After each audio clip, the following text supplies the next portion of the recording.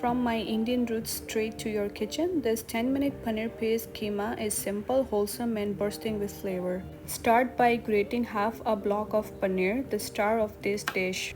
Let's prep vegetables. Chop half an onion, 1 tomatoes, 1 handful of spinach. Simple, fresh and easy.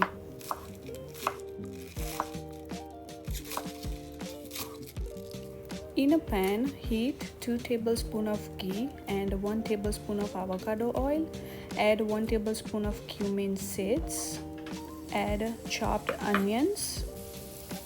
Add 1 tablespoon of ginger paste, 1 tablespoon of garlic paste, half cup of peas. Saute till fragrant. Then toss in chopped tomatoes and the spinach. It's your earthy, colorful base. Season with salt, 1 tablespoon turmeric powder, 1 tablespoon chili powder, 1 tablespoon cumin powder, 1 tablespoon garam masala powder. Squeeze 1 lemon juice for brightness. Now add your grated paneer, mix well and cook for 5 minutes until soft and creamy. And also add coriander for last touch. For this serving, serve it over a whole wheat paratha roasted in a ghee, or you can use bread if you like, or with roti.